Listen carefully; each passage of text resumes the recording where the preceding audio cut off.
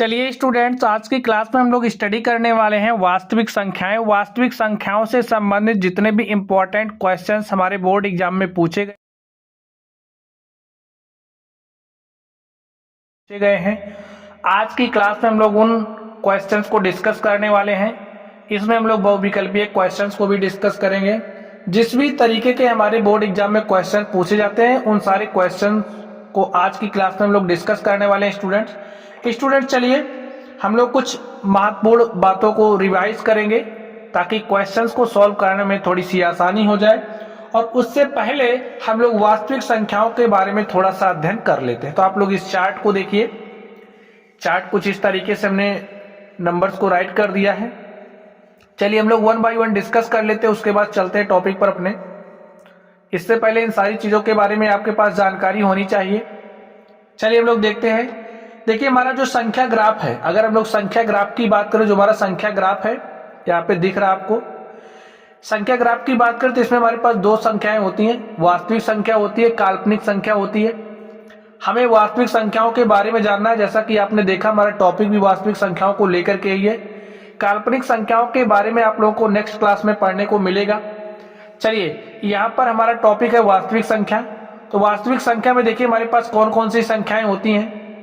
वास्तविक संख्या को आर से रिप्रेजेंट करते हैं, आर से दिखाते हैं, रियल नंबर्स। यहाँ पे वास्तविक संख्याएं हमारे पास दो तरीके की होती हैं, एक होती है परिमेय संख्या और दूसरी होती है अपरिमेय संख्या। कैसी होती हैं? एक होती है परिमेय संख्या और दूसरी होती है अपरिमेय संख्याएं। तो पहली हमारी परिमेय संख्या, दूसरी अपरिमेय संख्या है। अपरिमेय संख्या क्या होती है, इसको किससे रिप्रेजेंट करते हैं, इसको भी आप लोग समझ लीजिए। ऐसी संख्याएं जिन्हें P अपॉन Q के रूप में लिखा जा सकता है। ऐसी संख्याएं जिन्हें P अपॉन Q के रूप में लिखा जा सकता है परिमेय संख्या कहलाती है। जहां जो P है और Q है क्या है, पूर्णांक है। P और Q पूर्णांक है, दोनों का कोई उभयनिष्ठ गुणनखंड नहीं है। यानी कि अगर हम लोग बात करें, समझिए P और Q हमारा क्या है, P और Q एक परिमेय संख्या को दिखाते हैं। यहां पर P और जो Q है एक पूर्णांक है। क्या है? एक पूर्णांक है और इनके बीच कोई उभयनिष्ठ गुणनखंड नहीं होता है। और दूसरी बात, हमारा जो Q है Q 0 नहीं होना चाहिए। एग्जाम्पल देख लेते हैं, समझिए। जैसे हमारे पास हमने इस तरीके से संख्या लिख दी, तो यहाँ पे P हमारा क्या है, 3 हो गया, Q हमारा क्या है, 2 है। देखिए P और Q के बीच में कोई उभयनिष्ठ गुणनखंड नहीं है, एक के अतिरिक्त कोई उभयनिष्ठ गुणनखंड नहीं है। तो इसलिए यहाँ पे 3/2 क्या है, एक परिमेय संख्या है। क्या है? परिमेय संख्या है। इसी तरीके से अगर हम बात करें इस तरीके से 5/4 की, तो यहाँ पे देखिए P क्या है, 5 है, Q क्या है, 4 है, और ये क्या है, देखिए इनके और इनके बीच क्या कोई उभयनिष्ठ गुणनखंड है? कोई उभयनिष्ठ गुणनखंड नहीं है। तो ये हमारा 5/4 क्या है, एक परिमेय संख्या है। इस तरीके से आप लोग देखिए, जैसे हमने 5 लिखा तो इसको आप लोग P अपॉन Q के रूप में कुछ इस तरीके से लिख सकते हो। देखिए इसमें और इसमें एक के अतिरिक्त क्या कोई उभयनिष्ठ गुणनखंड है? नहीं है। ये भी हमारी परिमेय संख्या है। अगर इस तरीके से हम लोग लिखें तो ये भी हमारी क्या है, परिमेय संख्या है। तो परिमेय संख्या क्या है, आप लोग इसको समझ गए होंगे। अब जैसे अगर हमारे पास दशमलव वाली भी संख्याएं होती हैं, जैसे दशमलव वाली संख्या है, तो इसको आप लोग क्या P अपॉन Q के फॉर्म में लिख सकते हो। देख लीजिए इसको, जैसे हमारे पास 0.25 है, इसको हमने क्या किया, हमने 100 से मल्टीप्लाई कर दिया, हमने 100 से मल्टीप्लाई किया। तो ये क्या हो जाएगा, 5×5 = 25, 5 20 में 100, 5 × 1 = 5, 5 × 4 = 20। यहां से हमारे पास 1/4 आ गया। P का वैल्यू यहाँ पे देखिए क्या है, 1 है, और Q का वैल्यू क्या देखिए है, Q का वैल्यू हमारा 4 है। Q का वैल्यू 4 है। तो यहां से ये जो हमारा 1/4 यानी कि ये जो 0.25 है, इसको जब हमने इस तरीके से लिखा तो ये भी हमारी क्या हो गई, एक परिमेय संख्या हो गई। एक परिमेय संख्या हो गई। तो स्टूडेंट्स परिमेय संख्या क्या है, इसको आप लोग समझ गए होंगे। चलिए अब हम लोग नेक्स्ट बात कर लेते हैं। नेक्स्ट हमारे पास क्या है, अपरिमेय संख्याएं। कुछ ऐसी भी संख्याएं होती हैं जो परिमेय नहीं होती है। परिमेय नहीं है इसका मतलब क्या है, इन संख्याओं को हम लोग P अपॉन Q के रूप में नहीं लिख सकते हैं। जिन संख्याओं को हम लोग P अपॉन Q के रूप में नहीं लिख सकते हैं तो ऐसी संख्याएं हमारी क्या कहलाती हैं, अपरिमेय संख्याएं कहलाती हैं। चलिए हम लोग नेक्स्ट देख लेते हैं। नेक्स्ट क्या है, देखिए हमारे पास परिमेय संख्या हो गई, अपरिमेय संख्या हो गई। अब परिमेय संख्याएं देखिए कितने तरीके की हैं। परिमेय संख्या में हमारा क्या क्या आता है, पूर्णांक संख्या आती है, भिन्न संख्या आती है। क्या आता है, पूर्णांक संख्या आती है और भिन्न संख्या आती है। पूर्णांक संख्या देख लीजिए, पूर्णांक संख्याओं को I अथवा Z से रिप्रेजेंट करते हैं और A हमारी क्या है, भिन्न संख्या है। अब भिन्न संख्या आप लोग जान ही रहे हो, 2/3 8/5 है, क्या है, भिन्न है, जिसमें हमारा क्या होता है, अंश होता है, हर होता है। तो अंश बटे हर वाली संख्या क्या कहलाती है, भिन्न कहलाती है। पूर्णांक संख्याओं की बात कर लीजिए, देखिए पूर्णांक संख्याएं जो नंबर्स हम लोग संख्या रेखा पर दिखाते हैं वह संख्याएं हमारी क्या होती हैं, पूर्णांक संख्याएं होती हैं। तो यहां पे समझिए हमारी पूर्णांक संख्या है। अब अगर कोई संख्या निगेटिव में है तो ऋणात्मक पूर्णांक है, ठीक है। ये जो हमारी पूर्णांक संख्या, देखिए पूर्णांक संख्या के अंदर हमारे पास है क्या, 1 2 3 4 -1 -2 -4 0, इस तरीके से जो भी हमारे पास नंबर्स है, जैसे आप लोग संख्या रेखा बनाते हो इस तरीके से हमारी संख्या रेखा बनती है। यहाँ पे 0 होता है। हमारा जो राइट हैंड की तरफ होती है पॉजिटिव नंबर्स होती हैं और लेफ्ट हैंड की तरफ हमारी क्या होती है, नेगेटिव नंबर्स होती हैं।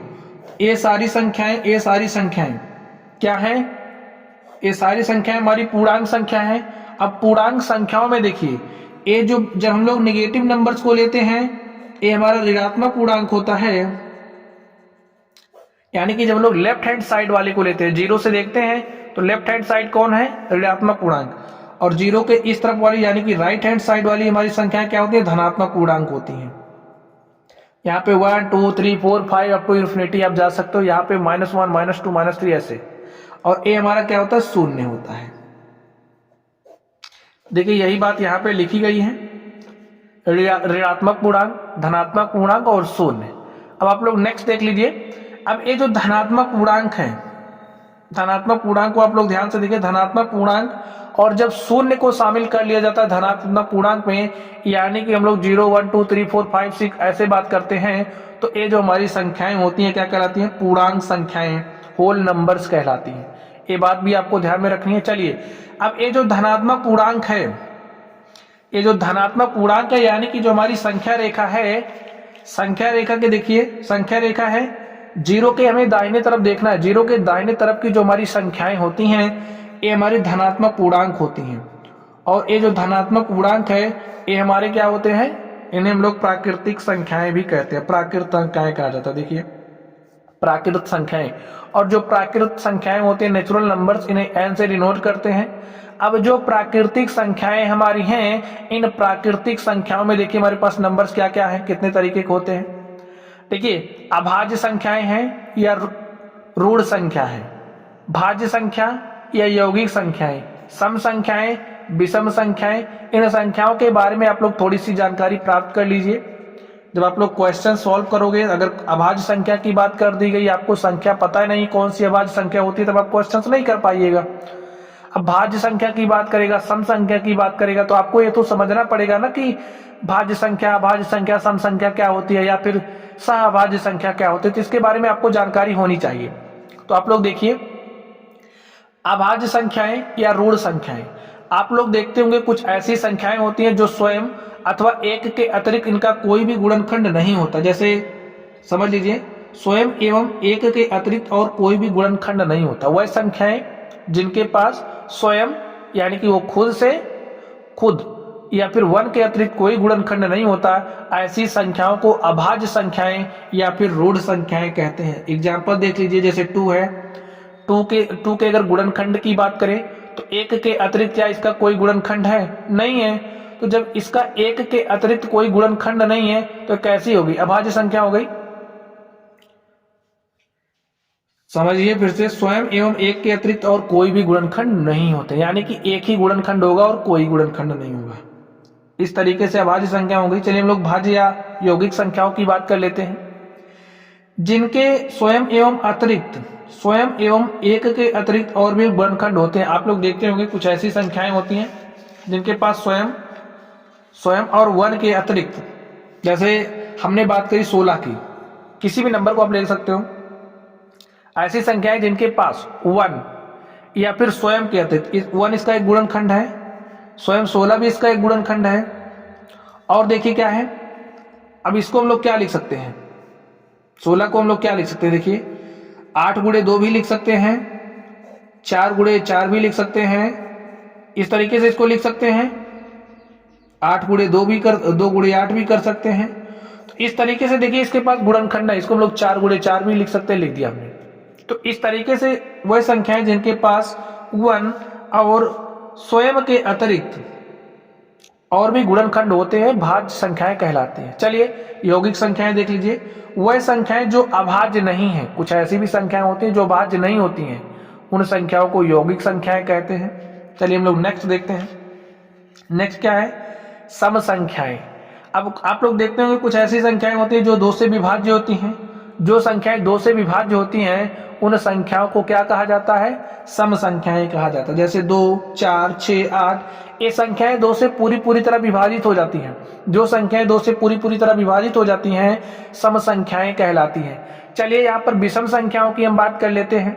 अब आप लोग देखते होंगे कुछ संख्याएं ऐसी होती है जिसमें 2 का भाग जाता ही नहीं, 2 से पूरी तरह कटती ही नहीं है, तो वो क्या कहलाती है, विषम संख्या कहलाती है। जैसे 1, 3, 5, 7, 9, 11, ये हमारी क्या हो गई, विषम संख्याएं हो गई। चलिए नेक्स्ट, अब हम लोग थोड़ी सी जरूरी बात कर लेते हैं।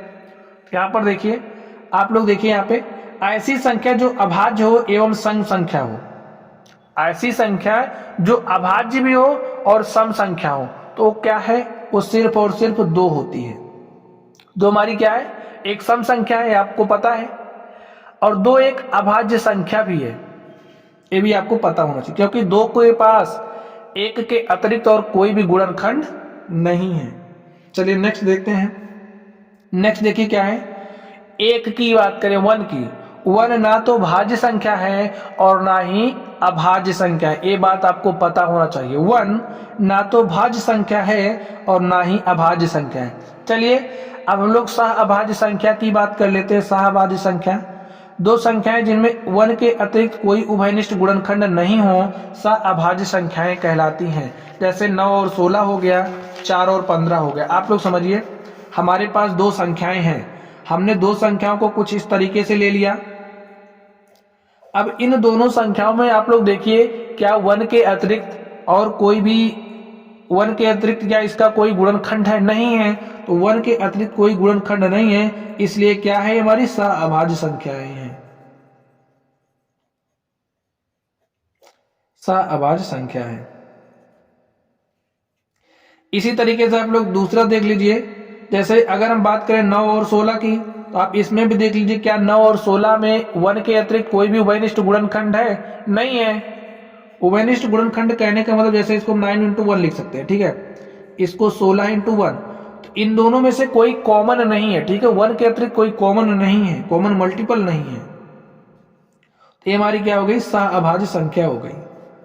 तो स्टूडेंट्स, मैं आशा करता हूं कि चीजें आप लोगों के समझ में आ गई होंगी। इसको हमने ब्रीफली डिस्कस किया, अभी आप लोग क्वेश्चंस करिएगा ना तो इसका यूज होगा।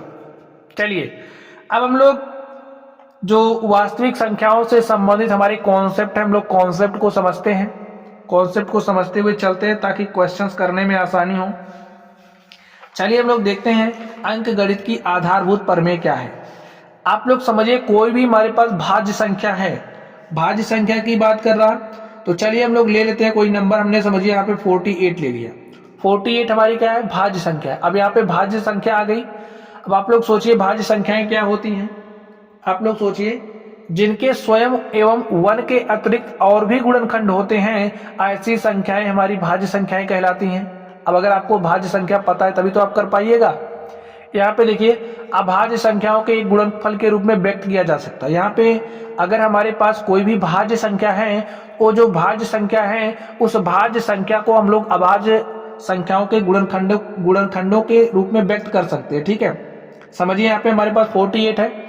48 क्या है, एक भाज्य संख्या है। अब आपको कैसे पता चला कि ये भाज्य संख्या है?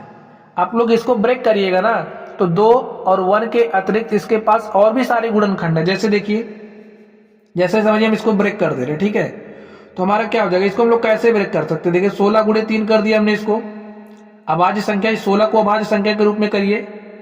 इसको हमने 4 इंटू 4 कर दिया, इंटू में 3 कर दिया। फिर देखिए अब ये 4 है, अभी ये 4 हमारा क्या है, भाज्य है, इसको अभाज्य करिए। तो हमने 4 को 2 गुणे 2 कर दिया, और यहाँ पे जो 4 है हमने इसको भी 2 गुणे 2 कर दिया, यहाँ पे 3 कर दिया। देखिए अब इसमें से देखिए, अभी हमने बात करी थी 2 हमारी कैसी संख्या है, 2 हमारी कैसी संख्या है, अभाज्य एवं सम संख्या है। 2 हमारी कैसी संख्या है, एक अभाज्य संख्या है, क्योंकि 2 के पास 1 और स्वयं के अलावा कोई भी गुणनखंड नहीं होता है। 2 हमारी कैसी हो गई, अभाज्य संख्या हो गई। और यहां पे देखिए हमारी एक भाज्य संख्या क्या थी, हमारे पास 48 थी, और इस भाज्य संख्या 48 को हमने अभाज्य संख्याओं के गुणनफल के रूप में व्यक्त करते हैं। देखिए 2 दूनी 4, दूनी 8, दूनी 16, 3 48, और ये सारी कैसी संख्याएं हैं, अभाज्य संख्याएं हैं। तो यही हमारी क्या है, यही हमारी अंकगणित की आधारभूत प्रमेय है। तो यहाँ पर हमारे पास कुछ एग्जाम्पल्स लिखे गए हैं। चलिए हम लोग इन संख्याओं को, इन भाज्य संख्याओं को इसका यूज करते हुए अभाज्य संख्याओं के गुणनफल के रूप में व्यक्त करते हैं। देखिए यहाँ पे 120 है, आप लोग कुछ इस तरीके से भी इसको कर सकते हो, ठीक है। जैसे इसको ब्रेक करना है तो यहाँ पे 120 लिख लो, 2 से काटो, यहाँ पे 60 आ जाएगा। फिर 2 से काटो, 2 3 6, 2 2 0 0, फिर काटिए 2 से, यहाँ पे 2 से काटेंगे कितना हो जाएगा, 15। 2 से काटिए, 2 7 14, 1 15, 1 15 आ गया। फिर 2 से काटिए, 2 3 6, 2 से, यहाँ पे देखिए 3 से काटना पड़ेगा, 3 5 15, 3 5 15, यहाँ पे 5 आ गया। और यहाँ पे देखिए 5 तो हमारा 5 से ही कटेगा, तो 5 1 के 5, यहाँ पे हमारा 1 आना चाहिए, 1 आ गया। देखिए हमारे पास संख्या थी 120, और ये जो हमारी संख्या 120 थी, कैसी संख्या थी, एक भाज्य संख्या थी, ठीक है। कैसी संख्या, भाज्य संख्या। और इस भाज्य संख्या को हमने किस रूप में चेंज कर दिया, देखिए 2 गुणे 2 गुणे 2, 2 दूनी 4, 2 दूनी 4 दूनी 8, त्रिक 24, और पंचे 120। देखिए, और इसमें जो हमारी सारी संख्याएं देखिए अभाज्य संख्याएं हैं, यानी कि किसी भी भाज्य संख्या को अभाज्य संख्याओं के गुणनफल के रूप में व्यक्त किया जा सकता है। तो यही हमारी क्या है, अंकगणित की आधारभूत प्रमेय है। और यहां से हम लोग इसको कुछ इस तरीके से भी लिख सकते हैं। देखिए 2 की पावर इसको 3 लिख सकते हैं, इंटू में 3, इंटू में 5, इसको हम लोग इस तरीके से लिख सकते हैं। तो लिख दीजिए 2 की पावर 3, इंटू में 3, इंटू में 5। चलिए यहां पर देखिए हमारे पास भाज्य संख्या क्या है, 30 है। इस 30 को भी हम लोग अभाज्य संख्याओं के गुणनफल के रूप में व्यक्त करते हैं। चलिए लिखते हैं 30 को, 30 राइट कर लीजिए, काट दीजिए। देखिए 2 1 के 2, 1 3, 2 पंचे 10, 2 से काटिए। अब 2 से तो नहीं कटेगा, किससे कटेगा आप बताइए, 3 से। अब डिविजिबिलिटी रूल एक होता है, डिविजिबिलिटी रूल, डिविजिबिलिटी यानी कि कोई भी संख्या किस संख्या से विभाजित होगी। इसके लिए आप लोगों को डिविजिबिलिटी रूल के नाम से एक वीडियो लेक्चर डिस्क्रिप्शन बॉक्स में मिल जाएगा, आप लोग वहां से पढ़ लेना, तब नंबर्स को देखने के बाद आप जल्दी से डिवाइड कर ले जाइएगा। चलिए यहाँ पे देखिए, यहाँ पे जो नंबर है इसका हम डिजिट सम लेंगे, इसका डिजिट सम लीजिए, 1 + 5 6 हो गया। 6 हमारा किससे डिविजिबल है, 3 से डिविजिबल है। तो यहां से हमारी 15 किससे डिविजिबल होगी, 3 से, 3 5 15, 5 से काट दीजिए, 5 1 के 5। 30 को हम लोग किस तरीके से लिख सकते हैं, देखिए 30 हमारी क्या थी, एक भाज्य संख्या थी, और इस भाज्य संख्या 30 को हमने किस रूप में लिख दिया, अभाज्य संख्याओं के गुणनफल के रूप में हमने व्यक्त कर दिया। 2 3 6 पंचे 30, और इसमें आप लोग जो भी संख्याएं देख रहे हो हमारी संख्याएं कैसी हैं, अभाज्य संख्याएं हैं। तो लिख लीजिए 2 इंटू में 3 इंटू में 5। स्टूडेंट्स इसी तरीके से आप लोग 140 के लिए लिखना, 156 के लिए लिखना। चलिए मैं आपको एक बता दे रहा हूं 156 के लिए, ठीक है। एक और कर लेते हैं ताकि आप लोगों का कॉन्सेप्ट मजबूत हो जाए, स्ट्रांग हो जाए। चलिए यहाँ पे हमारे पास क्या है, 156 है, 156 काटिए। देखिए यहाँ पे लास्ट का हम लोग यूनिट डिजिट देखते हैं, इकाई का अंक देखते हैं, और अगर इकाई का अंक सम संख्या होती है, कैसी संख्या? सम संख्या होती है। सम संख्या की अभी हमने बात करी, तो जो हमारा नंबर होता है 2 से डिविजिबल होता है। तो 2 से काटिए, देखिए 214, 1 15, 1 को यहाँ पे ले करके जाइएगा, हो जाएगा 16 और 2 8 16। फिर देखिए इकाई का अंक कैसा है? सम संख्या है, तो 2 से कट जाएगा, 2 से काटिए, 2 3 6 1 7, और एक क्या हो जाएगा? 2 9 18। अब यहाँ पे देखिए, अब यहाँ पे देखिए क्या यहाँ का जो यूनिट डिजिट है, इकाई का अंक है, सम संख्या है? नहीं है। 9 हमारी कैसी संख्या है? विषम संख्या है। अब इसके लिए हम क्या करेंगे, आप लोग सोचिए। इसके लिए हम यहाँ पे जो हमारी संख्याएं होती है इनको हम लोग जोड़ते हैं। जैसे देखिए 3 है और 9 है, इन 9 3 को जोड़ लेंगे 12 हो जाएगा। और 3 से डिविजिबिलिटी का हमारा रूल होता है कि अगर कोई संख्या, देखिए ए संख्या का जो डिजिट सम है वो 3 से डिविजिबल होता है, तो संख्या भी 3 से डिविजिबल होती है। ये बात आपको समझनी है। तो इसका डिजिट सम हमारा 3 से डिविजिबल है, ये संख्या भी 3 से कट जाएगी। तो काट दीजिए, 3 से काटिए, 3 1 के 3, 3 3 9। अब यहाँ पे देखिए ये 13 से काटेंगे तो 1 आ जाएगा। तो 156 को हम लोग कैसे लिख सकते हैं? देखिए 2 दूनी 4, यहाँ 12, और 12 गुणे 13 करेंगे तो 156 आ जाएगा। तो 156 हमारी कैसी संख्या थी? एक भाज्य संख्या थी, और इस भाज्य संख्या को हमने अभाज्य संख्याओं के गुणनखंडों के गुणनफलों के रूप में व्यक्त कर दिया। देखिए, और इसको हम लोग लिख सकते हैं, देखिए 2 की पावर 2 इंटू में 3 इंटू में 13, इस तरीके से हम लिख सकते हैं। तो लिख दीजिए 2 की पावर 2 इंटू में 3 इंटू में 13। एक बच रहा स्टूडेंट्स, हम इसको भी सॉल्व कर देते हैं, आप लोग प्रैक्टिस करना। 140 है तो 140 को करिए, देखिए लास्ट 0 है, लास्ट 0 है। अगर कोई संख्या है उसका यूनिट डिजिट 0 होता है तो संख्या भी 2 से डिविजिबल होती है। 2 से काट दीजिए, 2 7 14 शून्य हो गया। फिर 2 से काटिए, 2 3 अच्छा 1 7, ये हो जाएगा 10, और 2 पंचे 10। देखिए अब क्या आ गया? 3 और 5 आ गया। यूनिट डिजिट कितना आ गया? 5। अब सोचिए, अगर कोई संख्या हमारे पास है, उस संख्या का इकाई का अंक 0 है या फिर 5 है, 0 है या फिर 5 है, तो संख्या 5 से डिविजिबल होती है। तो 5 से काट दीजिए, 5 7 35। अब यहाँ पे देखिए 7 किससे कटेगा? 7 स्वयं से कटेगा, तो 7 को 7 से काट दीजिए, और देखिए हमारे पास संख्या 140 थी। इस संख्या 140 को हमने अभाज्य गुणनफलों के रूप में व्यक्त कर दिया। यही हमारी क्या है? आप लोग बताइए, अंक गणित की आधारभूत प्रमेय है, इसको आप लोग ध्यान में रखना।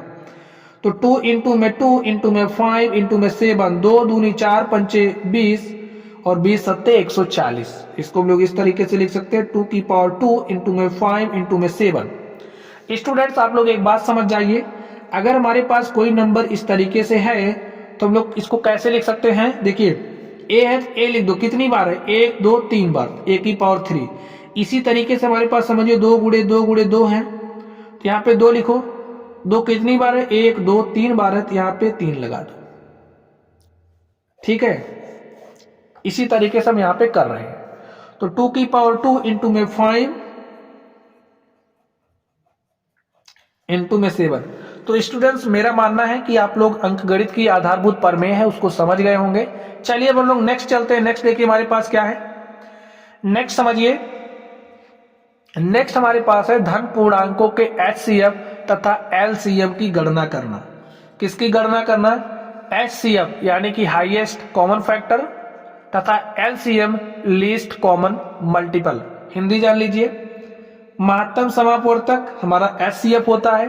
HCF क्या होता है? महत्तम समापवर्तक। और LCM हमारा होता है लघुत्तम समापवर्त। ये बात आपको ध्यान में रखनी है। तो चलिए स्टूडेंट्स हम लोग डेफिनेशन समझ लेते हैं कि महत्तम समापवर्तक क्या होता है। आप लोग समझिए, संख्याओं में प्रत्येक उभयनिष्ठ अभाज्य गुणनखंड की सबसे छोटी घात का गुणनफल। इसको हम लोग क्वेश्चन सॉल्व करके समझते हैं।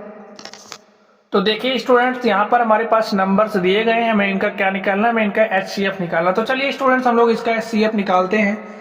तो लिख लीजिए इसको कुछ इस तरीके से, 6 लिखिए, 72 लिख लीजिए और 120 लिख लीजिए। अब हमारा काम क्या होगा, हमारा काम होगा कि सबसे पहले ये जो संख्याएं हमारे पास भाज्य संख्याएं दी गई हैं, इन भाज्य संख्याओं को हम लोग किस रूप में लिखेंगे, अभाज्य संख्याओं के गुणनफल के रूप में लिखेंगे। तो 6 को हम लोग कैसे लिख सकते हैं, आप लोग सोचिए। 6 को हम लोग 2 गुणा 3 लिख सकते हैं, 2 गुणे 3। यहाँ पे 72 लिखा है, तो 72 को हम लोग कैसे लिख सकते हैं, आप लोग सोचिए। या फिर आप लोग कुछ इस तरीके से कर लेना, ठीक है, ऐसे करना। लिखिए, 2 यूनिट डिजिट कितना है, 2 है, यानी कि संख्या 2 से कट जाएगी। 2 से काट दीजिए तो देखिए क्या हो जाएगा, 2 3 6 1 7 और 2 6 12। फिर काटिए 2 से काटिए, देखिए 2 1 के 2 1 3, 1 यहाँ जाएगा 16 हो जाएगा, 2 8 16। फिर 2 से काटिए, देखिए 8 है तो इसलिए 2 से कट जाएगा, तो 8 से काट दीजिए, काट दीजिए तो देखिए क्या हो जाएगा, 2 9 18। नेक्स्ट देखिए, अब हमारा किससे कटेगा, 3 से कटेगा। 3 से काटिए, 3 3 का 9। फिर देखिए क्या हो जाएगा, 3 से काटिए 1 हो जाएगा, 2 दूनी 4 दूनी 8 3 24 नहीं है 72। यहाँ पे लिख दीजिए 2 इंटू में 2 इंटू में 2 इंटू में 3 इंटू में 3। इस तरीके से हो गया। चलिए यहाँ पे हमारे पास 120 है, 120 को भी हम लोग कुछ इस तरीके से राइट करते हैं। तो चलिए स्टूडेंट्स, 120 को भी हम लोग इस तरीके से लिखते हैं। 120 को लिख दीजिए अभाज्य गुणनखंडों के रूप में। इसके लिए क्या करेंगे, देखिए 2 6 12, 2 0 0 काट दीजिए, यहाँ पे क्या हो जाएगा 30 हो जाएगा। इसको काटिए, यहाँ पे क्या हो जाएगा 15 हो जाएगा। देखिए 15 हो गया, किससे कटेगा, सोचिए, 5 1 6। इसका यूनिट यानी कि डिजिट सम 3 से कट जा रहा, तो संख्या 3 से कट जाएगी। तो 3 5 15, 5 से काटिए, 5 1 5, तो राइट कर दीजिए। देखिए क्या हो जाएगा, 2 दूनी 4 दूनी 8 24 5 120। लिख दीजिए 2 इंटू में 2 इंटू में 2 इंटू में 3 इंटू में 5। स्टूडेंट देखिए हमारा HCF क्या हो जाएगा। HCF निकालने के लिए आप लोग बहुत ही ध्यान से देखना। अब हम लोग एक ही एग्जाम्पल करेंगे, उसके बाद हम लोग क्वेश्चंस पे चलेंगे। यहाँ पे देखिए HCF क्या हो जाएगा। अब हम लोग ऐसी संख्या को चुनेंगे, ध्यान से सुनिए, इस तरह की संख्या को चुनेंगे जो इसमें भी हो, इसमें भी हो, इसमें भी हो। आप लोग देखिए, यहाँ पे 2 है, यहाँ पे भी 2 है, यहाँ पे भी 2 है, तो यहाँ हम लोग क्या लिख लेंगे, 2, सही। अब देखिए क्या 3 यहाँ पे है, 3 यहाँ पे 3 है, तो क्या देखिए इसमें कहीं पर 3 है, क्या इसमें कहीं पर 3 है, हाँ यहाँ पे 3 है, तो यहाँ पर भी 3 है और यहाँ पर भी 3 है, तो यहाँ पे हम लोग 3 लिख देंगे और इसको इससे मल्टीप्लाई कर लेंगे, तो यही हमारा क्या हो जाएगा, यही हमारा HCF हो जाएगा। आप लोग समझ गए स्टूडेंट, हम लोग HCF कैसे निकालते हैं। चलिए अब हम लोग नेक्स्ट कॉन्सेप्ट की तरफ चलते हैं। अभी क्वेश्चंस करेंगे तो उसमें 1 2 एग्जांपल आपको और देखने को मिलेगा। चलिए आप लोग नहीं तो प्रैक्टिस करना प्रश्नावली के क्वेश्चंस को। क्वेश्चंस हमने आपको बता दिया है, हमारी रिवीजन क्लास है, इसमें हम लोग बोर्ड परीक्षा में पूछे गए क्वेश्चंस को भी सॉल्व करेंगे। यहाँ पर देखिए अब हम लोग LCM की बात कर रहे हैं। अब तक हमने किसकी बात करी, हमने HCF की बात करी, हमने हाईएस्ट कॉमन फैक्टर की बात करी, हमने महत्तम समाप्त वर्तक की बात करी। चलिए अब हम लोग LCM की बात करते हैं, लघुत्तम समाप्त वर्त की।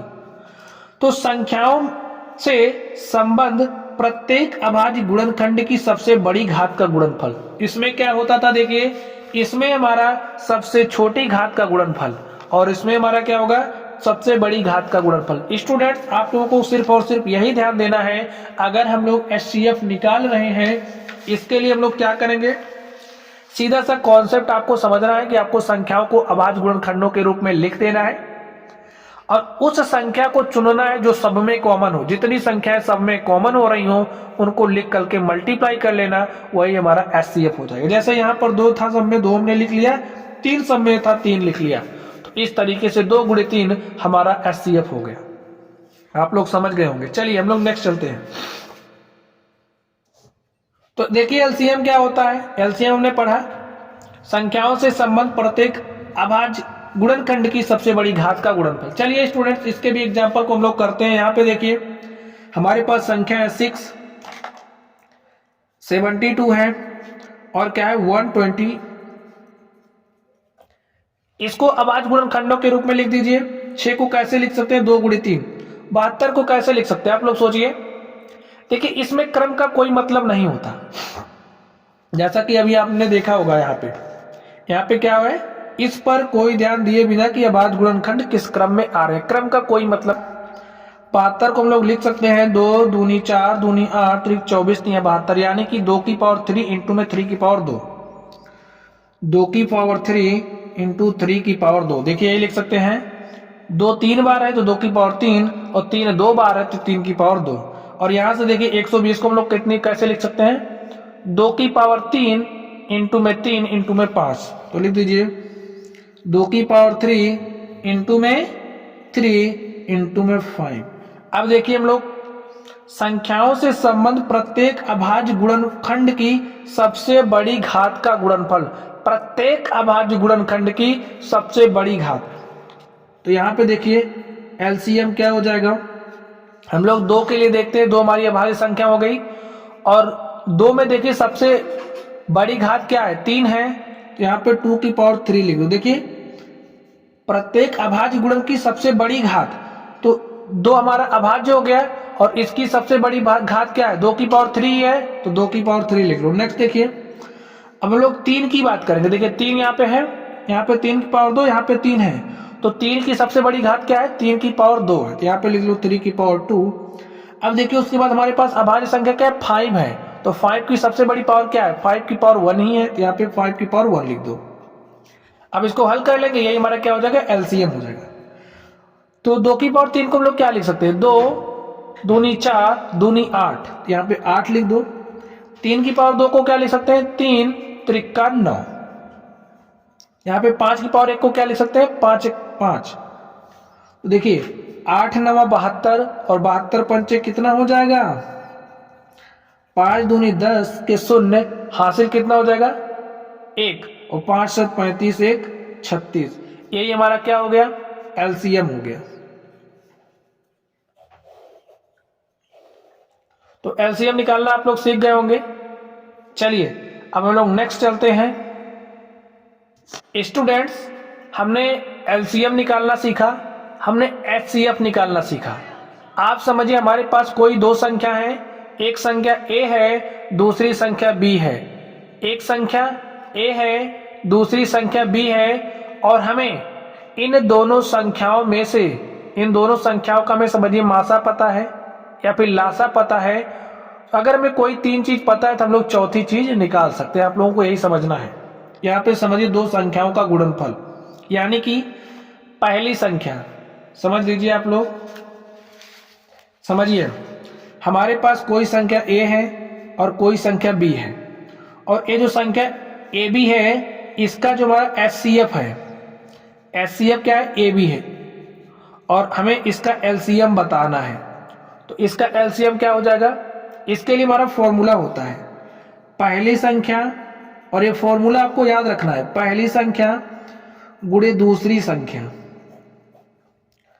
पहली संख्या गुणे दूसरी संख्या बराबर हमारा होता है एचसीएफ, यानी कि मासा गुणे लासा, ठीक है, एलसीएम। तो पहली संख्या क्या है, ए है, समझिए हमारी पहली संख्या कोई संख्या हो गई, तो पहली संख्या ए है और दूसरी संख्या बी है। इन दोनों संख्याओं का हमें समझिए एचसीएफ पता है, मासा पता है, तो एचसीएफ ऑफ ए बी में पता है और हमें लासा निकालना है, एलसीएम। तो इस फॉर्मूले का यूज करके हम लोग निकाल सकते हैं। ये फॉर्मूला आपको याद रखना है, यहाँ पे यही लिखा गया है। यहाँ पर देखिए हमारे पास एक संख्या 6 है, दूसरी संख्या 20 है, तो इन दोनों संख्याओं का हम लोग चलिए मासा निकाल लेते हैं। तो देखिए इन दोनों संख्याओं का मासा क्या हो जाएगा, 6 और 20 का मासा निकालिए, तो देखिए क्या हो जाएगा, 6 हमें निकालना है। 6 को क्या लिख सकते हैं, 2 गुणे 3, और 20 को क्या लिख सकते हैं, 2 गुणे 2 गुणे 5। तो मासा हमारा क्या हो जाएगा, आप लोग समझिए। मासा निकालने के लिए क्या करते हैं हम, देखिए एचसीएफ जो कॉमन हो दोनों में वही राइट कर लो। तो हमारा यही कॉमन है, इसके अलावा क्या आपको कुछ कॉमन दिख रहा, नहीं दिख रहा है, तो इसका एचसीएफ हमारा क्या हो गया, 2 हो गया, एचसीएफ हमारा 2 हो गया। चलिए हम लोग इस फॉर्मूले को का यूज करके इसका एलसीएम निकालते हैं। एलसीएम देखिए इसका क्या हो जाएगा, हमें पता है पहली संख्या गुणे दूसरी संख्या बराबर हमारा होता है लासा गुणे मासा। LCM इंटू में HCF के, हमें इसका LCM बताना है, ठीक है। तो A हमारे पास क्या है 6 है, B क्या है 20 है, is equal to LCM into में HCF, और HCF कितना है 2 है। तो देखिए 2 से काटिए, 2 1 के 2 और 2 3 6, और LCM इज इक्वल टू क्या आ जाएगा 20 3 60। अगर हम लोग ये जो यहाँ पे हमें संख्या A और B दी गई है, इनका हमें मासा दिया है, तो लासा निकाल सकते हैं, और इनका लासा हमारे पास कितना आया है 60। चलिए स्टूडेंट्स, अब तक हमने कॉन्सेप्ट सीखा। अब हम लोग क्या पढ़ने वाले हैं, हम लोग क्वेश्चंस करेंगे जो हमारे बोर्ड एग्जाम में पूछे गए हैं। तो यहाँ पर देखिए 2022-23 का पूछा गया क्वेश्चन है। इसमें कह रहा संख्या 156 का अभाज्य गुणनखंड होगा। तो संख्या 156 का अभाज्य गुणनखंड क्या होगा, आप लोग सोच करके बताइए। इसके लिए सोचना नहीं, आपको तुरंत ऐसे लिखना है और फटाक से सॉल्व कर लेना। देखिए यूनिट डिजिट इकाई का सम संख्या है, तो 2 से कट जाएगा, 2 से काटिए, 2 7 14, 1 15, 2 8 16। फिर इस सम संख्या 2 से कट जाएगा, 2 3 6, 1 7, 2 9 18। फिर क्या हो जाएगा, यहाँ पे 3 से कटेगा और यहाँ पे 13 आ जाएगा, फिर 13 से काटेंगे 1 आ जाएगा। इसको हम लोग कैसे लिख सकते हैं, देखिए 156 को कैसे लिख सकते हैं, 2 की पावर 2 इंटू में 3 इंटू में 13। जहां पर ए ऑप्शन में दिखे वही हमारा करेक्ट हो जाएगा। देखिए कहां पे 2 की पावर 2 इंटू में 3 इंटू में 13, यहाँ पे देखिए 2 की पावर 2 इंटू में 3 इंटू में 13, हमारा ऑप्शन नंबर सी क्या है, करेक्ट है। तो स्टूडेंट्स क्वेश्चन को आप लोगों को इसी तरीके से सॉल्व करना है। चलिए हम लोग नेक्स्ट क्वेश्चन की तरफ चलते हैं। हमारे सारे क्वेश्चन बोर्ड एग्जाम में पूछे गए हैं, क्वेश्चंस को आप लोगों को बार बार प्रैक्टिस करना है। चलिए नेक्स्ट देखिए, यदि 65 और 117 के HCF को, यानी कि 65 और 117 का जो HCF है उसको किससे लिखा जा रहा है, 65m माइनस 117 के रूप में व्यक्त किया जाए तो m का मान होगा। यानी कि जो 65 है और जो 117 है, इसका जो HCF है, इसके HCF को 65m माइनस 117 के रूप में व्यक्त किया जा रहा है। तो भाई हम 65 117 का मासा निकाल सकते हैं, HCF निकाल सकते हैं, निकाल लीजिए। क्या हो जाएगा, 65 को क्या लिख सकते हैं 5 गुणे में 13, और 117 को क्या लिख सकते हैं 3 गुणे 3 त्रिका 9 हो गया, और गुणे 13 9 117, 3 त्रिका 9 और 9 को 13 से मल्टीप्लाई करेंगे 117। अब देखिए यहां से हमारा मासा क्या हो जाएगा, आप लोग सोच करके बताइए। देखिए जो दोनों में कॉमन होगा वही हमारा मासा हो जाएगा। तो यहाँ पे देखिए दोनों में क्या कॉमन है, 13 यहाँ पर भी है, 13 यहाँ पे भी है, तो 13 क्या हो गया HCF हो गया। यानी कि जो संख्या 13 है, जो इसका मासा है, उसको इस रूप में व्यक्त किया जा रहा है। तो HCF के स्थान पर हम लोग 13 रख देंगे, 13 रख दीजिए। 13 is equal to 65m minus 117। इस माइनस 117 को इस तरफ लेकर के आएंगे तो प्लस 117 हो जाएगा। 13 plus 117 is equal to 65m। यहां से देखिए 117 में 13 को जोड़ना है, 117 3 120 10 130, 130 इज इक्वल टू 65m, और इसको काट दीजिए, कितना हो जाएगा 65 1 के 65 और 65 दूनी 130, m इज इक्वल टू हमारा क्या आ गया 2 आ गया। अब आप लोग देखिए जहां पे ऑप्शन में 2 दिख रहा है वही हमारा क्या हो जाएगा, करेक्ट हो जाएगा। तो इस तरीके से प्रश्नों को आपको सॉल्व करना है, ठीक है। हाँ, आपको LCM निकालना आना चाहिए, आपको HCF निकालना आना चाहिए, तो हमने सिखा दिया है। चलिए नेक्स्ट देखते हैं। यहाँ पे देखिए क्या दिया है, किसी धन पूर्णांक p के लिए प्रत्येक धनात्मक विषम पूर्णांक का रूप होता है। जैसे कोई विषम संख्या हमारी होती है, धनात्मक विषम संख्या, उसका जो जनरल फॉर्म की बात करें तो क्या होता है। अब यहाँ पे हमें ऑप्शंस दिया है, तो इसको हम लोग कैसे चेक करेंगे, आप लोग समझिए। यहाँ पे आप लोग ऑप्शन एलिमिनेशन मेथड का यूज करिए। अब आप कहोगे कौन सा मेथड है, ये कोई मेथड नहीं है। इसमें करना क्या, आपको p बराबर 1 2 3 4 5 रखते चले जाइए, 1 2 3 तक रखिए, 4 तक आपको पता चल जाएगा। देखिए चलिए यहाँ पे हमने ऑप्शन ए लिया, चेक कर रहे हैं। ऑप्शन ए में हमने p इक्वल टू 1 रखा, हमारे पास संख्या क्या आई 1, 2 रखने पे 2 आ रहा, 3 रखने पे 3, 4 रखने पे 4। क्या सारी संख्याएं विषम मिल रही, नहीं मिल रही। जिस पे हमें सारी संख्याएं विषम मिलेंगी वही हमारा करेक्ट ऑप्शन होगा। चलिए इसमें रखते हैं, चेक कर लीजिए। p का मान हमने 1 रखा, चलिए यहाँ पे लिखते जाते हैं, ठीक है। p का मान हमने 1 रखा, क्या हो गया 1, और यहाँ पे 1 है तो 1 + 1 क्या हो गया 2। नेक्स्ट देखिए हमने p का मान 2 रखा, तो 2 + 1 क्या हो गया 3, फिर हमने 3 रखा, 3 + 1 = हो गया 4, फिर हमने 4 रखा, 4 + 1 = 5। देखिए इसमें हमें सम संख्या भी मिल रही, विषम संख्या भी मिल रही, यानी कि ए ऑप्शन भी हमारा करेक्ट नहीं है। चलिए इसको देखते हैं। इसमें आप p बराबर 1 रखिए, इसमें रख रहे हैं, देखिए 2 × 1 तो 2 हो गया, फिर p बराबर 2 रखिए, 2 × 2 रखा हमने 4 हो गया, फिर इसमें आप 3 रखिए, देखिए हमारा p का मान है 1 2 3 रख रहे हैं तो 6 हो गया।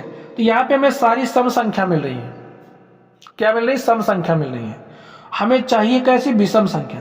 तीनों ऑप्शन हमारा गलत है, तो ए वाला हमारा क्या हो जाएगा, करेक्ट हो जाएगा। चेक कर लीजिए, इसमें आप p बराबर 1 रखिए, तो 2 × 1 + 1 क्या हो गया, 2 1 के 2 1 3। चलिए 2 रखते हैं, p बराबर 2 रखिए, तो 2 × 2 + 1 2 दूनी 4 1 5, फिर 3 रख दीजिए, 2 × 3 + 1 2 3 6 एक साथ। देखिए सारी विषम संख्या आ रही है, यानी कि प्रत्येक धनात्मक विषम पूर्णांक का रूप होता है 2p + 1 के फॉर्म का होता है, ये बात आपको ध्यान में रखनी है। चलिए नेक्स्ट देखिए, नेक्स्ट किसी धनात्मक पूर्णांक q के लिए, कोई धनात्मक पूर्णांक q है, अभी हमने विषम के लिए सीखा, ठीक है। अभी इसके पहले वाले में यहाँ पे देखिए वही क्वेश्चन सेम, केवल हमें किसके लिए बताना है, सम पूर्णांक का रूप होता है। तो इसके लिए भी हम लोग क्या करेंगे, यहाँ पे q का मान 1 2 3 रखेंगे, जिस पर हमें सम संख्या मिलती जाएगी वही हमारा करेक्ट ऑप्शन हो जाएगा। तो देखिए यहाँ पर हम लोग रख रहे थे, केवल नोटेशन चेंज हुआ है, तो यहाँ पे p है तो p लिखा है, p का वैल्यू हमने रखा, तो इस पर हमें क्या मिल रहा था, सम संख्या मिल रही थी। आप लोग देखिए जब हमने 1 2 3 रखा तो हमें सम संख्या मिल रही थी, तो यहाँ पर भी हमारा ऑप्शन कौन सा करेक्ट होगा, यही करेक्ट हो जाएगा। रख के चेक कर लीजिए। चलिए हमने 1 रखा तो क्या हो गया 2, q = 1 2 3 रख रहे हैं, ठीक है, लिख दीजिए q = 1 2 3 रखने पर। रख के चेक कर लीजिए, हमने 1 रखा तो 2 आ गया, 2 रखेंगे तो 4 आ जाएगा, अब 3 रखेंगे तो 6 रहेगा। देखिए क्या हो रहा है, सारी सम संख्याएं मिल रही हैं, तो ऑप्शन नंबर सी क्या है, करेक्ट है। इस तरीके से स्टूडेंट्स क्वेश्चंस आपको सॉल्व करना है। चलिए हम लोग नेक्स्ट बात कर लेते हैं। नेक्स्ट देखिए, दिया गया है लासा, यानी कि एलसीएम ऑफ 132 to 88 = 3168, तो मासा ज्ञात कीजिए, किसका, इसी संख्या का 132 और 288 का हमें क्या बताना है, मासा बताना है। तो स्टूडेंट देखिए यहाँ पे हमें पहली संख्या दी गई है, ए हमारी क्या है, ए है, और ए हमारी क्या है, बी है। हमें संख्या ए संख्या बी दिया गया है, संख्या ए बी का लासा दिया गया, तो हम लोग फॉर्मूले का यूज करके मासा निकाल सकते हैं। तो मासा निकाल लीजिए, क्या हो जाएगा, हम लोग जानते हैं पहली संख्या गुणे दूसरी संख्या = क्या होता है, लासा गुणे मासा। तो लासा कितना है, लिख दे फॉर्मूला, लासा गुणे मासा, एलसीएम गुणे एचसीएफ, कुछ भी लिख सकते हो। तो ए कितना है 132, बी कितना है 288, लासा कितना है 3168, और हमें मासा क्या करना है, बताना है। सॉल्व कर लीजिए स्टूडेंट्स, काटिए, देखिए काटिए, काट करके आप चेक करिए किससे कटेगा।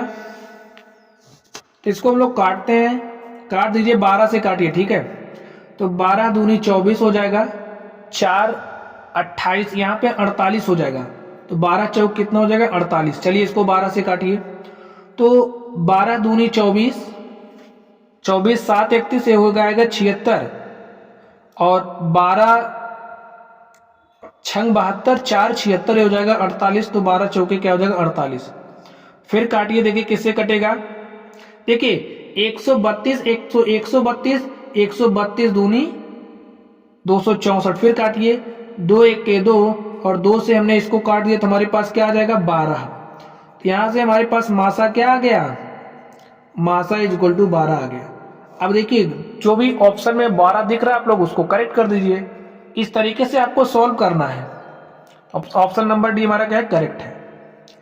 चलिए नेक्स्ट देखते हैं, निम्न में से कौन सा सह अभाज्य संख्याओं का एक युग्म है। स्टूडेंट्स अभी हमने बात करी थी कि हमारी सहअभाज्य संख्याएं कौन सी संख्याएं होती हैं। सहअभाज्य संख्याओं की हमने बात करी थी, तो हमारी ऐसी संख्याएं जिनमें एक के अतिरिक्त कोई उभयनिष्ठ गुणनखंड नहीं हो, सहअभाज्य संख्याएं कहलाती हैं। 1 के अतिरिक्त कोई उभयनिष्ठ गुणनखंड नहीं होता है, ऐसी संख्याओं को सह अभाज्य संख्या कहते हैं। डायरेक्ट डेफिनेशन पे क्वेश्चन है। तो देखिए इस 14 और 35 को देखिए, इसमें 1 तो हमारा उभयनिष्ठ है, लेकिन देखिए 14 को हम लोग 7 गुणे 2 लिख सकते हैं। देखिए 14 को हम लोग कैसे लिख सकते हैं, 7 गुणे 2, और 35 को हम लोग 7 गुणे 5 लिख सकते हैं।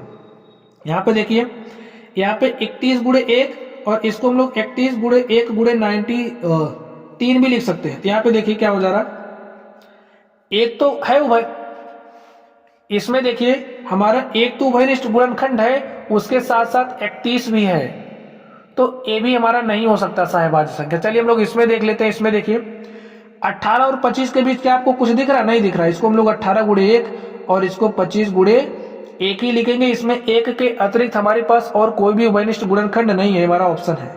इसमें देखिए इसको हम लोग 2 गुणे 16 लिख सकते हैं, और इसको हम लोग 16 गुणे 4 लिख सकते हैं। तो इसमें देखिए 1 के अलावा हमारा 16 भी है, बहुत सारे हैं इसमें, तो हमारा ऑप्शन नंबर बी क्या है, करेक्ट है।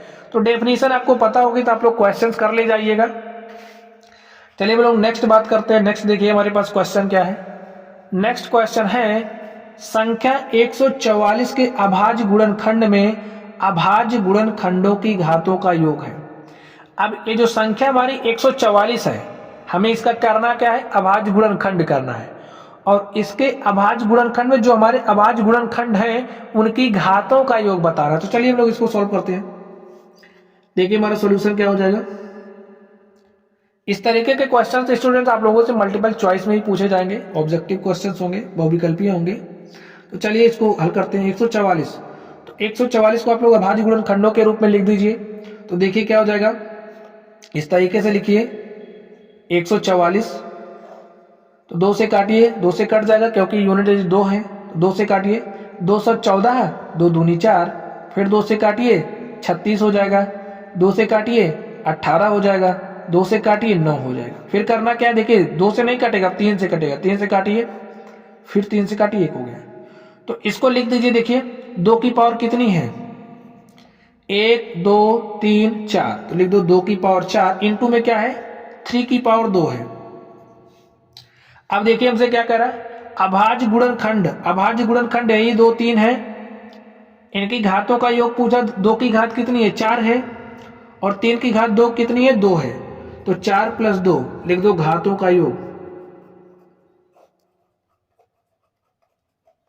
अभाज्य गुणनखंड के घातों का योग क्या है, 4 है, यहां पे है, 2 यहां पे है, तो 4 2 6। हमारा ऑप्शन नंबर डी क्या है, करेक्ट है। आप लोग समझ गए होंगे। चलिए कोई भी डाउट हो तो आप लोग कमेंट बॉक्स में कमेंट करना, नहीं तो आप लोग अपने डाउट को हमारे टेलीग्राम चैनल पर भी भेज सकते हो।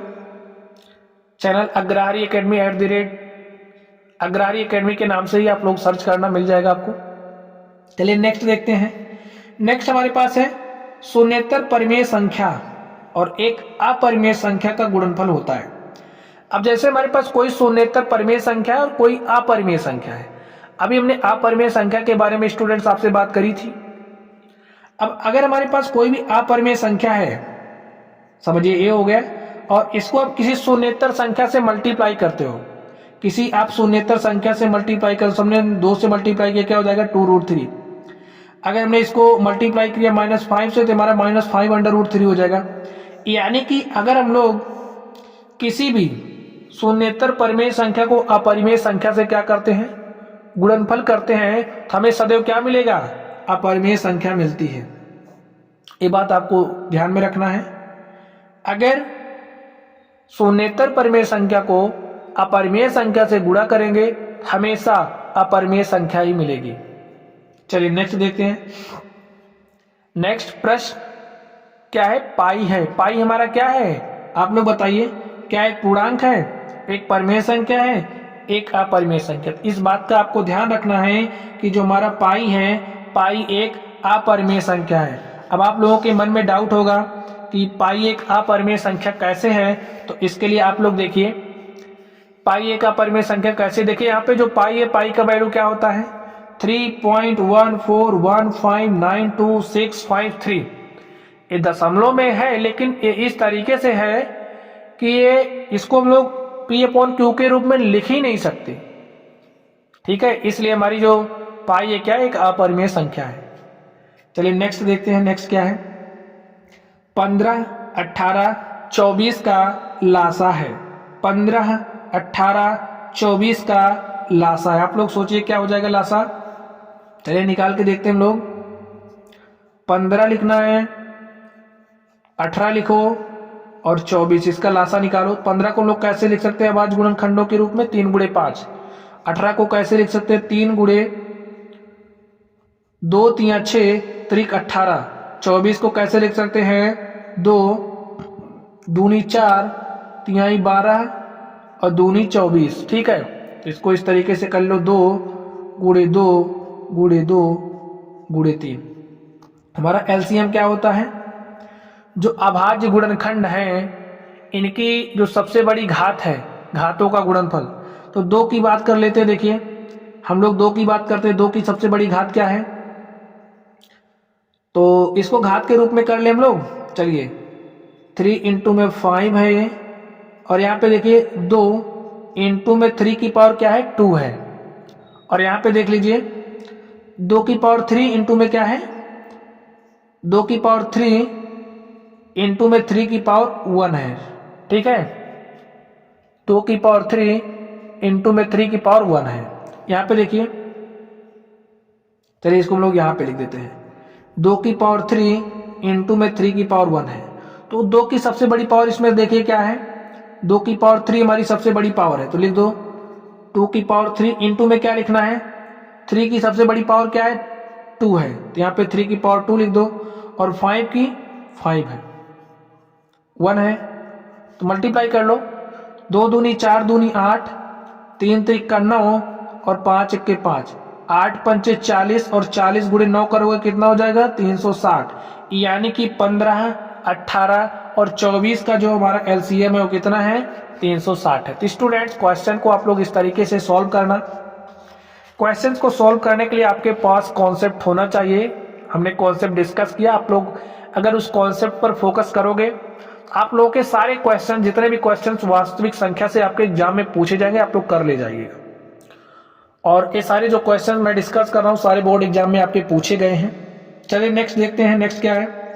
दिया है एचसीएफ 252 594, यानी कि हमें एचसीएफ दिया है कितना, 18 है, और एलसीएम कितना दिया है, एलसीएम हमें कैलकुलेट करना है। ठीक है, एचसीएफ दिया, एलसीएम कैलकुलेट करना है। यहाँ पे देखिए हमारी संख्या क्या है, 252 है, ए हमारा ए है, और ये हमारी संख्या क्या है, बी है। हमें ए बी दिया है और ए बी का एचसीएफ भी दिया है, तो हम एलसीएम निकाल सकते हैं। हमारे पास फॉर्मूला है, फॉर्मूला क्या है आप लोग लिखिए बार बार, तभी याद होगा। पहली संख्या गुणे और दूसरी संख्या इज इक्वल टू होता है हमारा क्या, लासा गुणे में मासा। तो पहली संख्या क्या है, 252 है, यहाँ पे राइट कर लो। दूसरी संख्या क्या है, 594 है। अब देखिए लासा क्या है हमारा, लासा में निकालना है, लासा यानी कि एलसीएम में क्या करना है, निकालना है, और मासा में कितना दिया है, 18 दिया है। तो इसको हम लोग सॉल्व करते हैं, काटिए देखिए क्या हो जाएगा, इसको चेक करिए क्या 18 से, देखिए चलिए लासा इज इक्वल टू देखिए क्या हो जाएगा, ये 18 इधर गुणे के साथ है, यहाँ का भाग के साथ होगा, तो लासा इज इक्वल टू क्या हो जाएगा हमारा, 252 गुणे 594 बटे में 18। तो इसको हल कर लीजिए, काटिए। 18 के 18 7 25, 18 से कट जाएगा, 18 के 18 7 25 हो जाएगा 72, तो 18 चौके कितना हो जाएगा, 72। 18 के 18 7 25 72, 18 चौके, हाँ हमारे पास कितना बचा, 14 गुणे 594, इतना बचा। अब देखते हैं हमारा सॉल्यूशन क्या हो जाएगा। स्टूडेंट देखिए अब हम लोग इसको इससे मल्टीप्लाई करेंगे तो हमारा थोड़ा ज़्यादा बड़ा हो जाएगा मल्टीप्लिकेशन।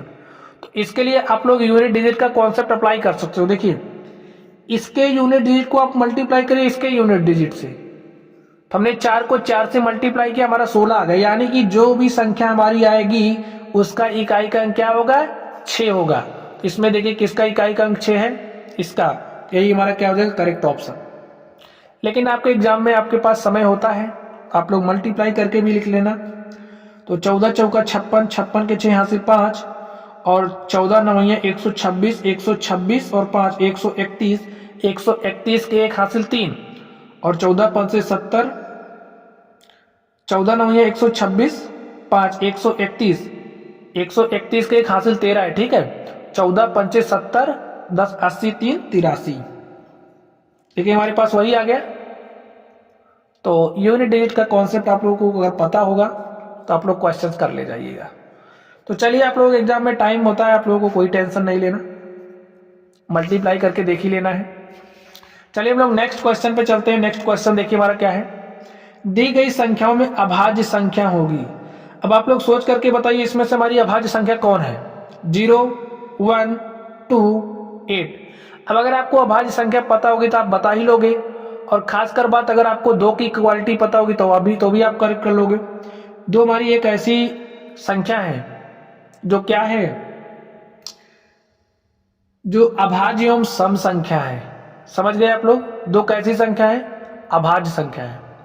अब इसके पास मल्टीपल है, 2 गुणे 2 गुणे 2 गुणे 2 इंटू में 2 कर देंगे तब भी हो जाएगा। तो ये हमारा नहीं हो सकता, अभाज्य संख्या यही है। ये हमारी कैसी संख्या, भाज्य है। ये हमारी कैसी संख्या, विषम है। ये हमारी शून्य है, ये हमारी क्या हो जाएगी, अभाज्य हो जाएगी। चलिए नेक्स्ट देखते हैं, नेक्स्ट क्या है। अब इस तरीके के क्वेश्चंस भी आपके एग्जाम में पूछे जाएंगे। क्वेश्चन देख लीजिए। वह बड़ी से बड़ी संख्या जिससे 245 और 1037 को विभाजित करने पर प्रत्येक दशा में शेषफल 5 प्राप्त होता है। यानी कि हमें वह संख्या निकालनी है जिससे अगर इन संख्याओं में भाग दे दें तो हमें शेषफल 5 प्राप्त होता है। तुम्हारी वह संख्या कौन सी हो जाएगी स्टूडेंट्स। इसके लिए आप लोग ऑप्शन एलिमिनेशन मेथड का यूज कर सकते हो। देखिए, हमें करना कुछ नहीं, इसमें से एक एक संख्या से इस दोनों में भाग देते जाइए, जहां पे हमें 5 शेषफल प्राप्त हो जाएगा वही हमारा आंसर हो जाएगा। चेक करिए, देखिए। अब अगर हम यहां पे सोचिए, ये संख्या हमारी 2 से कटेगी नहीं। यहाँ पे 22 है तो इसका गुणनफल हमारा 11 गुणे 2, 11 गुणे 2 करेंगे तो ये 2 से नहीं कटेगा, यानी कि ये तो नहीं हो सकता, ये नहीं हो सकता, ये भी नहीं हो सकता। और इसके लिए देखिए, ये तो कट जाएगा लेकिन ये नहीं कटेगा, पूरा पूरा तो ये भी नहीं कटेगा। और यहां से देखिए, अगर हम 24 को 10 टाइम्स लेकर के जाए हमारा 240 हो जाएगा। 5 शेषफल बचा। फिर इस 24 से 1037 में अगर हम भाग दे दें तो देखिए क्या हो जाएगा। 24 चौका 96, 96 और 7 77 हो जाएगा। और 24 3 72, 5 77, यहां पर भी हमारा 5 शेषफल आ जाएगा। तो इस तरीके से हम लोग ऑप्शन को करेक्ट कर सकते हैं। लेकिन चलिए, हम लोग कॉन्सेप्ट का यूज करके इस क्वेश्चन को सॉल्व करने वाले हैं। तो चलिए हम लोग देखते हैं इसका हमारा सॉल्यूशन क्या हो जाएगा। तो हमें क्या बताना है, वह बड़ी से बड़ी संख्या है जिससे 245 1037 को विभाजित करने पर प्रत्येक दशा में शेषफल 5 प्राप्त हो। तो स्टूडेंट देखिए, वह बड़ी से बड़ी संख्या है जिससे 245 और 1037 में भाग देने पर हमारे पास शेषफल 5 प्राप्त हो रहा है। तो आप लोग दिमाग लगा करके सोचिए, अगर इन संख्याओं में से हम 5 क्या करें, घटा दें तो हमें क्या मिल जाएगा। 5 घटा देंगे तो ये जो संख्या है वो पूरी पूरी विभाजित हो जाएगी। तो लिखिए, तो 245 में से अगर हम 5 घटा देंगे तो हमारे पास क्या आ जाएगा, 240। और अगर हम लोग 1037 में से 5 घटा देंगे तो हमारे पास क्या आ जाएगा, 1032।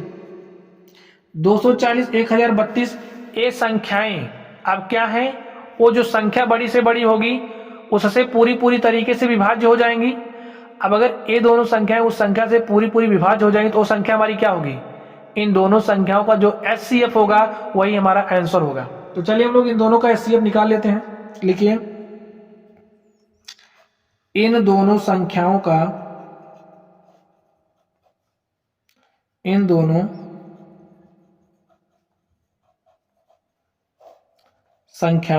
HCF, इन दोनों संख्याओं का HCF वह बड़ी से बड़ी संख्या होगी, बड़ी से बड़ी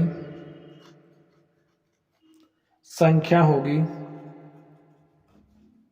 जो होगी जिससे 245 और 1037 को विभाजित करने पर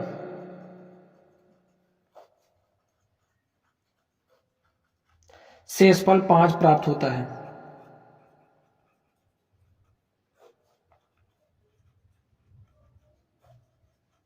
शेषफल 5 प्राप्त होता है। तो स्टूडेंट्स हम लोग 240 और 1032 का एचसीएफ निकालेंगे तो हमें वह बड़ी से बड़ी संख्या मिल जाएगी। तो चलिए हम लोग एचसीएफ निकालते हैं। एचसीएफ अब तक आप लोगों ने किस विधि से निकालना सीखा? गुणनखंड विधि से। लेकिन हम आपको एक विधि और सिखा दें, भाग विधि। भाग विधि से भी हम लोग एचसीएफ निकाल सकते हैं। देखिए, भाग विधि से एचसीएफ निकालने के लिए हम लोग क्या करते हैं, जो हमारी छोटी संख्या होती है दोनों संख्याओं में, उसे हम लोग क्या बनाते हैं, भाजक। और 240 हमारी क्या है, छोटी है, 240 को भाजक बनाएंगे और 1032 हमारा क्या हो जाएगा, भाज्य हो जाएगा। इस तरीके से करिए। अब देखना है, इसको इससे डिवाइड करिए। देखिए कितना बार जाएगा, 24 चौका 96 यानी कि 960 आएगा, हमारा 4 टाइम्स आएगा। तो 4 टाइम्स आप लेकर के जाइए, घटा दीजिए, देखिए क्या हो जाएगा, यहाँ पे क्या आ जाएगा 2, और 13 में से 6 घटाएंगे कितना हो जाएगा 7, यहाँ पे आ गया 72। अब आपको करना क्या है, जो हमारा भाजक है ना उसको फिर आप भाज्य बना दीजिए। ऐसे भाज्य बनाइए, यहाँ पे लिख दीजिए 240। अब करना क्या है, इस 72 से 240 को काटिए तो देखिए कितना टाइम जाएगा, 7 त्रिक 21 यानी कि हमारा 3 टाइम्स जाएगा। तो 3 दूनी 6 और 3 सते 21, इतना आ गया 216।